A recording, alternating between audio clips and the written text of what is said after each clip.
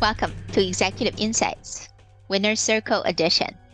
I'm Nasheen Liu, partner with the IT Media Group, a CIO-centric media company. My guest today is Frincy Clement, Principal Data Scientist with ADP and Canadian Ambassador for Women in AI, a nonprofit organization working towards gender-inclusive AI that benefits global society. As a woman in tech, Frincy decided to pursue a master's degree in computer science with a specialization in machine learning and artificial intelligence in 2019. This decision has changed her life. Her passion and dedication for advancing gender-inclusive AI have earned her recognition, including being named the Advocate of the Year at the Women in IT Awards in 2022. In this episode, we discuss Frincy's decision to venture into the field of AI and her involvement with the organization Women in AI. I asked Frincy to offer some advice for those considering a career in tech, and she does not disappoint. Hi, Frincy. So glad to have you join me on the program. Welcome to Executive Insights. Thank you, Nasheen. I'm so excited and honored to be here. Thank you for having me. You're very welcome. Frincy, you've had an amazing year in 2022, winning several prestigious awards and recognition as a woman in AI. So tell me, what inspired you to get into the field of AI? If I, look back, at my school days, logic and problem solving has always been something that I really loved doing. So I really knew that I would be entering a career in science and technology in the future. But a small change happened while I was pursuing my studies that I changed my career into business after getting an opportunity to study MBA from one of the top B schools in India. So that changed my career path and I went into business. I did my many different roles in sales and marketing and strategy. But then I was really like missing the analytical world, the data world. I had this yearning to come back into like problem solving, right? So, and at that time, AI was up and coming. There has been a lot of new like demand for artificial intelligence career. And at that time, this was a great combination of business and technical. So I can use the technical capabilities or the technical knowledge I had to solve business problems and help decision makers. And that is the reason why I thought it would be a great fit for my next transition. And it has been going really well. I'm able to support the business. I'm able to like lead a team of data scientists. So I would always recommend if you're really loving data or analytical or anything that impacts business, this is a great career to have. Your decision to pursue a master's degree in computer science with an ML and AI specialization has certainly paid off, and it's continuing to be paying off. Your advocacy work with women in AI is recognized in the industry. So tell me, why is it so important to increase the representation in AI? What's the mission and impact of the Women in AI initiative? Artificial intelligence has been emerging, one of the emerging technologies, and it is not far from today that it'll become one of the core skills that anybody should be having to be competitive in the job market. So if you look at the World Economic Forum future of job study done in 2020, it says that by 2025 85 million jobs are going to be displaced and 97 million new jobs are going to come that needs the skill set that a data science or AI, knowledge is required. But when we think about that, there is still a major concern that not yet addressed is the gap. If you look at all the women in AI, they only make up to 20% or 22% in women in STEM or women in AI. So even if the future of AI is depending on the people skills, it is still failing women. If you look at all these reasons, that is causing the divide. And of course, historically, there is a lot of societal norms that favored boy child pursue STEM education versus female child, but still that reasons or challenges are still existing across all age groups. So if you look at teen girls, they lack support and motivation to enter. They don't know whether they will see people like themselves when they enter into a career in AI. If you still look at like the computer science departments, the percentage of girl students might be lower or representative of overall women to men ratio. Same thing if you look at early stage careers, young mothers or early in their careers or mid careers, they are all weighed down by family, motherhood, and also they don't see the representation. They might be a minority in their company. There will be huge pay gap. And because of all of this, they don't feel this is like, a sustainable career path that they can take it forward, and they try to make their exit. Then, if you look at the senior executives, they have made like a successful career in technology, but they do not know where to go next, what to do next. They might lack that leadership coaching that they need to take their technical knowledge, expertise to a leadership, like a strategic executive level or a technology leadership level. So there are gaps everywhere, which kind of adds to us being still a minority even in technology or even in leadership roles.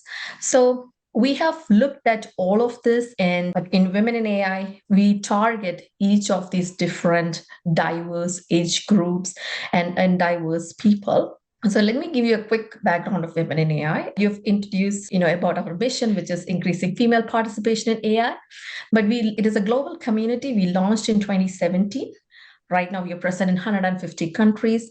In Canada, we launched in 2020, so it's been 2 years, but we also grew exponentially. We have more than 850 members. We are present in 7 cities.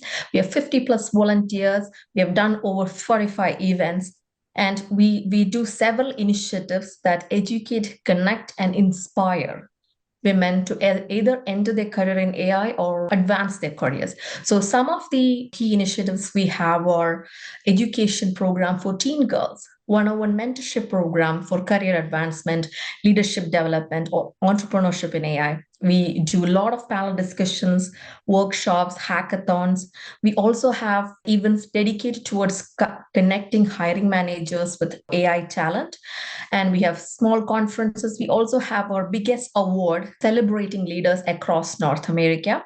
So all of these are run by 100% volunteer efforts. And through all of this, we are trying to support women understand that there is a community that they can rely on to. They are not alone. They can always connect, share their problems, learn from others, and they can always be part of it and advance their careers into what they really want to do next. It sounds like such a meaningful and purposeful organization and undertaking. So kudos to you and your colleagues for volunteering your time and efforts to really help to move the dial forward. And I hope many women, and especially young women, tuning in to this video cast will be inspired and get in touch with you and the organization. So speaking of young women, could you offer a word of advice for young women who are considering a career in AI or tech in general? Definitely, definitely. I have like few advices that I always offer whoever who connects with me, because those are very important things that they need to understand to get into whichever career that they want to, especially in STEM or AI. If they think that they can love data or they can love learning and keeping up with technology, data or AI careers is very, very satisfying to pursue. But there is a notion that you need to be like a superhuman being, like a awesome mathematician or a statistician to able to succeed in these kind of roles, but that is not correct. I would recommend you to like take some courses, online courses, and understand what it is about. If you have to be like in a machine learning engineering roles, then definitely you need a technical skill. But wherever you are in your career right now, you can always transition and bridge into AI by taking a bridging program. So, for example, you're a product manager, project manager. just team lead, like a tech lead, software engineer. Wherever you are, you can always, like strategy manager, they can also come into AI strategy. So you learn bridging program in AI, and then you can always transition your career into AI. And I've seen many, many examples of people who did that. Who can help you to reach your goal is another thing. So, for example, when I wanted to transition my career, I knew that where I wanted to be, and I would try to find a mentor who was already there. So finding a mentor is as important as learning a course, or learning the getting the knowledge.